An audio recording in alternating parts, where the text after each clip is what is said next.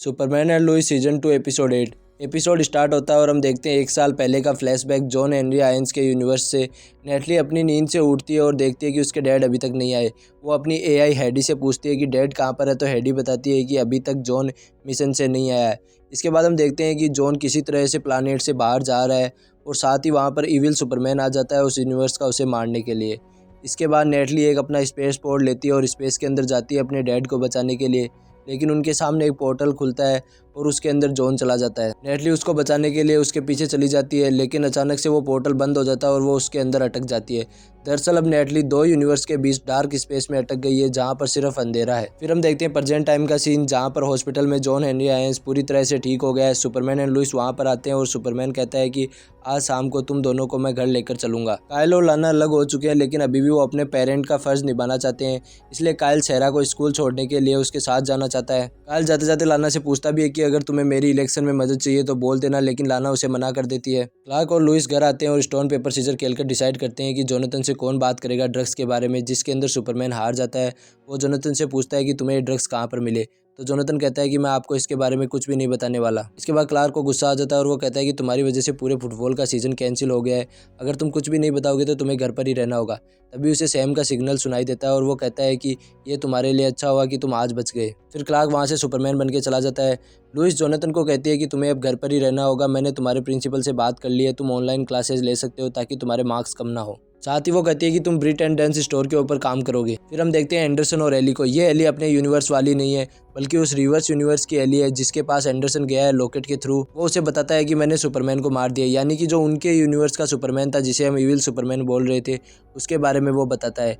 इसके ऊपर एली कहती है कि ये तुमने बहुत अच्छा किया, और वो उसे कहती है कि तुम्हें एक मैसेज देना है तुम्हारी यूनिवर्स वाली एली को कि जल्दी से जल्दी यहाँ पर आओ। एंडरसन वापस से अपने यूनिवर्स के अंदर आता है और वो कहता है कि मैंने सब कुछ फील किया, ये सब कुछ रियल है, मैं वहाँ पर जाना चाहता हूँ। और साथ ही उस एली ने कहा है कि जल्द से जल्द यहाँ पर आ जाओ। इसके ऊपर अपने यूनिवर्स वाली एली बहुत ज़्यादा खुश होती है। वो कहती है कि अब टाइम आ गया है अपने खुद के वर्जन के साथ मर्ज होने का और भगवान बनने का। लुइस जोनाथन को लेकर जा रही होती है, तभी उसे क्रिसी का कॉल आता है। क्रिसी कहती है कि एली ने मुझे अपने पास बुलाया है, कहा है कि तुम्हारे लिए एक बहुत बड़ी न्यूज़ है, जिसे अगर तुमने कवर किया तो तुम बहुत आगे जा सकती हो। इसके ऊपर लुइस कहती है कि तुम अपना ख्याल रखना, अगर कुछ भी गड़बड़ हो तो मुझे कॉल करना, मैं तुरंत तुम्हारे पास आ जाऊंगी। इसके ऊपर क्रिसी कहती है कि तुम कोई भी चिंता मत लो, मैं जानती हूँ कि वो कैसी औरत है। फिर एक बार वैन आती है, जिसका दरवाज़ा जैसे ही क्रिसी खोलती है तो वो बहुत सारे लोगों को देखती है जिन्होंने एक अजीब सा सूट पहन रखा है। इसे देखकर पहले तो क्रिसी को अजीब लगता है, लेकिन फिर वो न्यूज़ के लिए उस वैन के अंदर बैठ जाती है। जॉर्डन और सेरा बात कर रहे होते हैं तो सेरा जॉर्डन को बताती है कि मैं ऑब्री से मिली थी ताकि अपने डैड के बारे में उससे बात कर सकूं।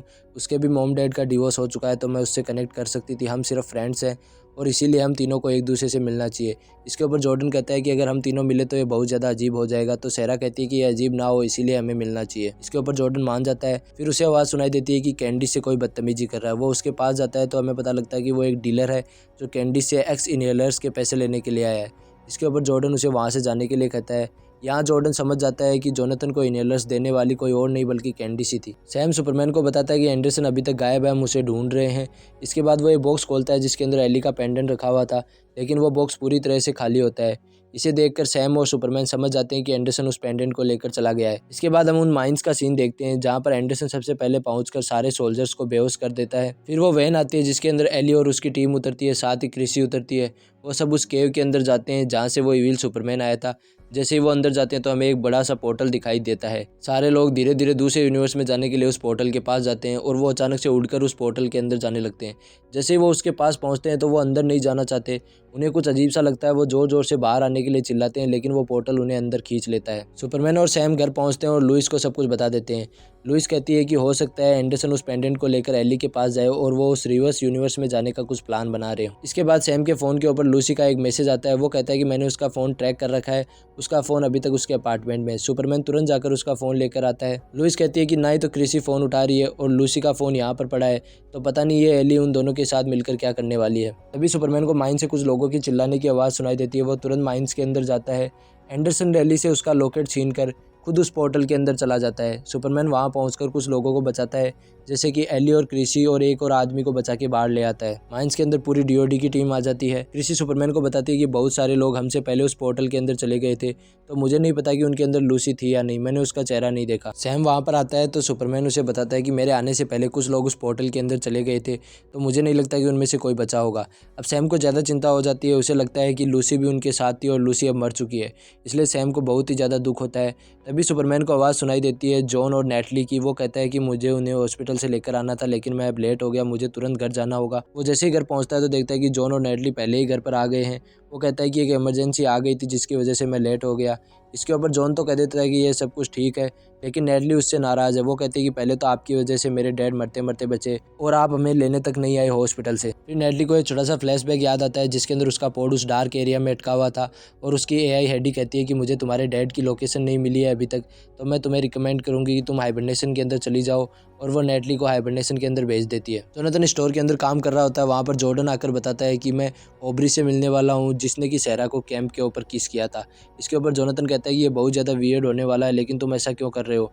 इसके ऊपर जॉर्डन कहता है कि तुमने भी तो किया था, तुम कैंडिस के लिए अपनी सारी बातें छिपा रहे हो। मुझे पता लग गया है कि कैंडिस ही वो ड्रग सेल कर रही थी और आज एक आदमी उसके साथ पैसों के लिए झगड़ रहा था। इसके ऊपर जोनाथन कहता है कि उसके फादर की हालत बहुत ज़्यादा ख़राब है, अगर मैंने किसी को भी बताया तो उसके फादर पकड़े जा सकते हैं और इसके बाद कैंडिस का कोई भी नहीं होगा इस दुनिया में। जॉर्डन मान जाता है कि वो इस बात को अपने तक ही रखेगा। लाना कायल को इलेक्शन स्पीच में मदद करने के लिए अपने घर बुलाती है।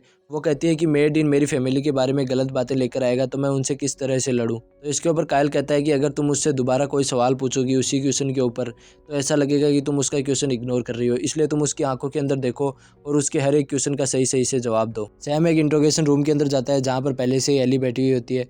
वो उससे कहता है कि तुम मुझे नाम बताओ, जो जो लोग तुम्हारे साथ उस केव के अंदर गए उन सभी के नाम बताओ। वो कहता है कि मुझे पता है एंडरसन वहाँ पर था, तुम भी वहाँ पर थी, और तुम्हारे अलावा कौन कौन था। इसके ऊपर एली अपना गेम खेलने लग जाती है, यानी कि वो सैम के दिमाग के साथ खेलना चाहती है ताकि उसको गुस्सा आए और वो कुछ गलत कदम उठाए। वो कहते हैं कि मुझे पता है तुम एक ही नाम सुनना चाहते हो और वो है तुम्हारी बेटी का। तुमने उसके साथ बहुत कुछ गलत किया, तुम लुइस की साइड हुए और ना ही कभी तुमने उसका साथ दिया, ना ही तुम उसके साथ कभी गए। इसके बाद वो बहुत कुछ उल्टा सीधा कहती है सैम और उसकी वाइफ की डेथ के बारे में, साथ ही लूसी के साथ जो कुछ भी हुआ। वो कहती है कि लूसी के पास कोई नहीं था इसीलिए वो मेरे पास आई। इसके ऊपर सैम को थोड़ा और गुस्सा आ जाता है। वो उसके पास जाकर उसे खड़ा कर लेता है और उसे कहता है कि तुम मुझे सिर्फ उनके नाम बताओ जो तुम्हारे साथ वहाँ पर थे। ये सब देखकर लुइस तुरंत उस इंट्रोगेशन रूम के अंदर दौड़ती हुई आती है और वो सैम को कहती है कि आप यहाँ से चलो। वो सैम को वहाँ से लेकर चली जाती है। वो कहती है कि लूसी के साथ कुछ भी नहीं हुआ है, आप मेरी बात को समझो। इसके ऊपर सैम कहता है कि मैंने हमेशा से तुम्हारी बात को नहीं समझा, साथ ही तुमने मुझे जो कुछ भी बताया एली के बारे में उसके ऊपर भी मैंने यकीन नहीं किया, और आज उसी की वजह से मेरी बेटी लूसी मर गई। इसके ऊपर सैम को बहुत ही ज़्यादा बुरा लग रहा है। उसे ऐसा लगता है कि उसने लुइस की बात को ध्यान नहीं दिया और साथ ही उसने एली के ऊपर कोई पहले एक्शन नहीं लिया, इसी की वजह से लूसी मर गई। जॉन क्लार्क के पास जाता है और कहता है कि आज नेटली ने जो कुछ भी कहा उसके लिए मैं तुमसे माफ़ी मांगता हूँ। इसके ऊपर क्लार्क कहता है कि उसका कहना भी सही है, तुम्हारी ये हालत सिर्फ मेरी वजह से हुई है, क्योंकि वो मेरा ही एक बिजारो वर्जन था, तो कहीं ना कहीं मेरा भी उसके अंदर हाथ था। इसके ऊपर जॉन क्लार्क को समझाता है कि ऐसा कुछ भी नहीं है, वो सिर्फ मेरा डिसीजन था, तो इसके लिए सारी जिम्मेदारी मेरी है। तुम नेटली से बात करो तो हो सकता है कि वो तुम्हें ज़्यादा से ज़्यादा समझने लग जाए। तुम उसके पास कुछ देर बैठो, उसे कुछ समझाओ अपने बारे में, तो हो सकता है कि एक दिन वो तुम्हें पूरी तरह से समझ जाए और वो तुम्हारे साथ रहने की भी कोशिश करे। इसके बाद क्लार्क को लूसी के अपार्टमेंट से कोई आवाज़ सुनाई देती है। वो तुरंत सुपरमैन बनकर वहाँ पर पहुँचता है। इसके बाद वो देखता है कि लुइस कमरे की छानबीन कर रही है। वो कहता है कि मैंने पहले ही पूरा रूम सर्च कर लिया है, यहाँ पर ऐसा कुछ भी नहीं है। इसके बाद लुइस कहती है कि वो ऐसे ही हमें छोड़कर कैसे जा सकती है और रोने लग जाती है। क्लार्क उसे गले से लगाता है और समझाता है कि मैं कहीं नहीं जा रहा, मैं तुम्हारे साथ हमेशा हूँ। जोनाथन कैंडिस के साथ उसके घर जा रहा होता है उसे छोड़ने के लिए। वो कैंडिस से पूछता है कि उस आदमी के तुम्हारे ऊपर कितने उधार हैं, तो कैंडिस कहती है कि इतने हैं जितने हम दोनों मिलकर भी नहीं चुका सकते। इसके ऊपर जोनाथन मजाक मजाक में कहता है कि तुम्हें याद रखना चाहिए मैं अभी एक स्टोर के ऊपर काम करता हूँ।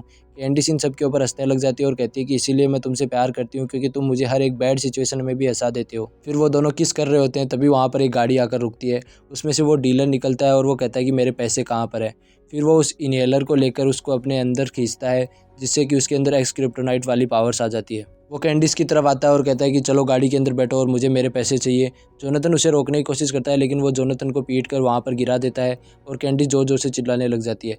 दूसरी तरफ जॉर्डन ऑब्री और सेरा से मिलने के लिए उस कैफ़े के पास जाता है। जॉर्डन थोड़ा बहुत नर्वस फील कर रहा है क्योंकि ऑब्री से मिलना उसे बहुत ज़्यादा अजीब लग रहा है। इसके बाद उसे कैंडिस और जोनाथन की आवाज़ सुनाई देती है।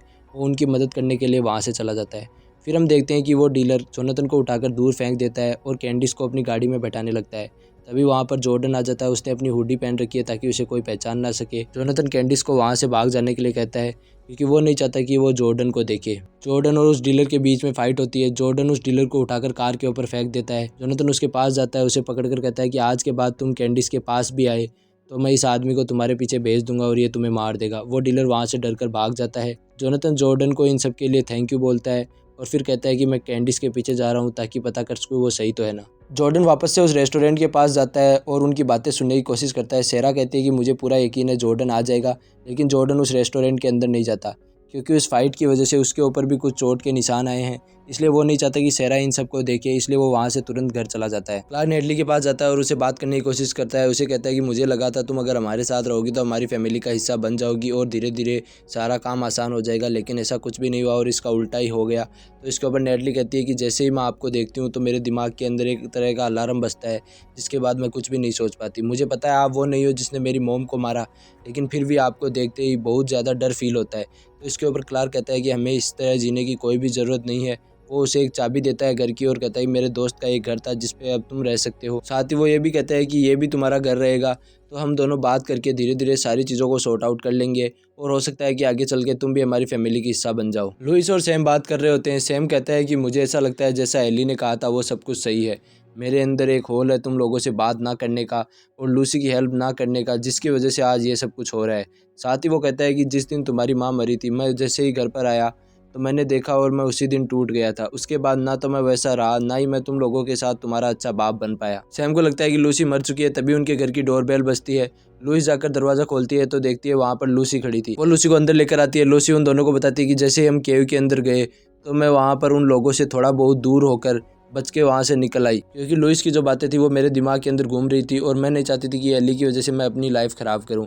इसके बाद मैं पैदल वहाँ से यहाँ तक आई, इसलिए इतना टाइम लग गया। तभी वहाँ पर क्लार्क आ जाता है। वो लूसी को देखकर बहुत ज़्यादा खुश होता है। सैम को भी बहुत ज़्यादा खुशी है क्योंकि लूसी मरी नहीं और जैसा एली ने कहा था वैसा कुछ नहीं हुआ। वो कहता है कि हम कल बात करेंगे, आज के लिए लूसी बहुत ज़्यादा थक गई होगी, इसलिए वो लूसी को उसके घर छोड़ने के लिए चला जाता है। कायल लाना को क्वेश्चन पूछ रहा होता है। तभी लास्ट के अंदर वो पूछता है कि क्या तुम अपने हस्बैंड को कभी माफ़ कर पाओगी। तो लाना उसका जवाब देना चाह रही थी। तभी उसके फ़ोन का अलार्म बज जाता है और वो कहती है कि मुझे सोफ़ी को लेने के लिए जाना है। वो जल्दी जल्दी में जाने लगती है तो कहती है कि तुम अपने फायर डिपार्टमेंट के दोस्तों को मेरा हाय बोलना। तभी कायल उसे बताता है कि मैं वहाँ पर नहीं रहता, मैंने एक नई जगह ले ली है जहाँ पर मैं अब से रहने लग गया हूँ। इसके ऊपर लाना बहुत ज़्यादा खुश होती है कि कायल धीरे धीरे मूव ऑन कर रहा है। जॉन और लेडली उस जगह पर पहुँचते हैं जिसकी चाबी क्लार्क ने दी थी। वो अंदर जाते ही देखते हैं तो वहाँ पर सबसे पहले उन्हें एक गैराज दिखाई देता है जो कि बहुत ज़्यादा टूटा हुआ था और साथ ही बहुत ज़्यादा गंदा भी था। तो जॉन कहता है कि मुझे पूरा यकीन है अंदर का घर अच्छा होगा। वो जैसे ही अंदर जाते हैं तो नेडली उस घर को देखते ही फिर से फ्लैशबैक के अंदर चली जाती है। इस बार हम देखते हैं कि उस डार्क एरिया के अंदर उसकी एआई हेडी उसे जगाती है और कहती है कि अभी 6 महीने बीत चुके हैं और मैंने तुम्हारे डैड की जो लोकेशन उसका पता लगा लिया है, लेकिन हमारे पास रिस्क है, हम वहाँ पर जाएं तो हो सकता है कि तुम मर भी जाओ। लेकिन नेडली ये सारा लिस्ट लेने को तैयार थी। वो एडी को कहती है कि चलो जल्दी से अपने डैड के पास ले चलो मुझे। ये सारे फ्लैशबैक सिर्फ हमें ये दिखाने के लिए थे कि कैसे नेडली अपने डैड से इतना प्यार करती है और कैसे वो उनके पीछे तक गई, मरने को भी तैयार थी और उनके लिए इस यूनिवर्स के अंदर आई। तो इन फ्लैशबैक्स का इतना इंपॉर्टेंट रोल नहीं है, लेकिन फिर भी एक कहानी को पूरे कंटिन्यू तरीके से दिखाने के लिए ये जरूरी थे। फिर नेडली वापस से नॉर्मल कंडीशन में आ जाती है। वो घर को देखकर कहती है कि ये घर थोड़ा बहुत टूटा हुआ है, हमें थोड़ा काम भी करना होगा, लेकिन हम फिर भी इसके अंदर एडजस्ट कर सकते हैं। जोनाथन घर आता है तो क्लार्क पूछता है इतनी देर कहाँ पर थे। तो जोनाथन कहता है मैं कैंडिस को घर छोड़ने के लिए गया था। तो इसके ऊपर क्लार्क कहता है कि तुम सीधा स्टोर से घर आओगे, घर से स्टोर जाओगे, अगर बीच में तुम्हें कहीं पर भी जाना होगा तो तुम पहले हमारी परमिशन लोगे और उसके बाद ही वो काम करोगे। इसके बाद वो कहता है कि तुम अपने रूम के अंदर जाओ। तभी लुइस क्लार्क को कहती है कि अपनी गर्लफ्रेंड को घर छोड़ने के लिए परमिशन लेना ये थोड़ा बहुत ज़्यादा हार्श लग रहा है, यानी कि तुम इतने ज़्यादा भी कठोर मत बनो बच्चों के ऊपर कि वो कुछ भी ना कर सके। इसके बाद जोनाथन जॉर्डन के पास जाता है तो कहता है तुम इतनी जल्दी कैसे आ गए। तो जॉर्डन कहता है कि मैं गया ही नहीं। तो वो उससे सॉरी बोलता है कि उसकी वजह से उसकी वो डेट ख़राब हो गई। तो इसके ऊपर जॉर्डन कहता है कि मेरी इतनी सारी चोट आ गई थी कि मैं उनको जाकर क्या एक्सप्लेन करता ये सब कुछ कैसे हुआ। जॉर्डन जोनाथन से पूछता है कि तुमने कैंडिस के बारे में मुझे पहले क्यों नहीं बताया। तो जोनाथन कहता है कि मैं नहीं चाहता था तुम्हारे ऊपर और भी ज़्यादा बोझ पड़े इन सारी चीज़ों का, और साथ ही मैं कैंडिस से प्यार करता था, इसलिए मैं नहीं चाहता था कि किसी को भी इसके बारे में पता चले और कैंडिस के साथ बुरा हो। सैम लूसी के अपार्टमेंट में कॉफ़ी पी रहा होता है। साथ ही उससे कहता है कि तुम कुछ दिन मेरे साथ क्यों नहीं रहती, ये बहुत अच्छा होगा, मेरे घर पर आइसक्रीम भी है। और वो ऐसे ही मस्ती मजाक कर रहा होता है। तभी अचानक से उसे चक्कर आने लगते हैं और वो समझ जाता है कि लूसी ने उसकी कॉफ़ी में कुछ मिलाया है। वो वहाँ पर गिर जाता है। लूसी उसके पास आती है। वो लूसी से पूछता है कि तुमने ऐसा क्यों किया। तो लूसी कहती है कि मैं एक फेल सेफ थी, यानी कैसे भी करके अगर ये मिशन में कुछ भी गड़बड़ी होती है तो मुझे पीछे रखा गया था ताकि मैं सब कुछ ठीक कर सकूं। तो वो कहता है कि तुमने ऐसा क्यों किया। तो वो उसके गले से आईडी कार्ड निकालती है और कहती है एली को जेल से बाहर निकालने के लिए। और यहीं पर एपिसोड खत्म हो जाता है। अब देखो एंडरसन दूसरे यूनिवर्स के अंदर चला गया है, तो हो सकता है वो अपने ही एक वर्जन से मर्ज करके बहुत बड़ा विलन बन जाए, लेकिन एली भी अब दूसरे यूनिवर्स के अंदर जाएगी। तो ऐसा भी हो सकता है कि एली और एंडरसन एक दूसरे के खिलाफ हो जाएं या फिर एक साथ होकर सुपरमैन से लड़ें। सबको लग रहा था कि लूसी अच्छी बन गई है, उसने एली का साथ छोड़ दिया, लेकिन ऐसा कुछ भी नहीं है। वो एली को जेल से छुड़ाने वाली है और अपने बुरे काम अभी तक कर रही है। तो अगले एपिसोड में देखते हैं कि वो किस हद तक जाती है। इस एपिसोड को जल्दी जल्दी और पूरा एक्सप्लेन किया है ताकि तुम्हारा ज़्यादा टाइम वेस्ट ना हो। तो मेक श्योर कि तुम चैनल को सब्सक्राइब करो और वीडियो को शेयर करना मत भूलना। नेक्स्ट एपिसोड आते ही इसी चैनल के ऊपर डाल दिया जाएगा। बाकी के पुराने वाले एपिसोड देखने के लिए प्लेलिस्ट बनी हुई है, डिस्क्रिप्शन के अंदर लिंक है, तो जाकर उस पर क्लिक करो और सारे एपिसोड देख ला लो। मिलते हैं आपसे नेक्स्ट वीडियो के अंदर, तो तब तक के लिए चैनल के ऊपर ऐसे ही अपना प्यार दिखाते रहो। Take care and bye.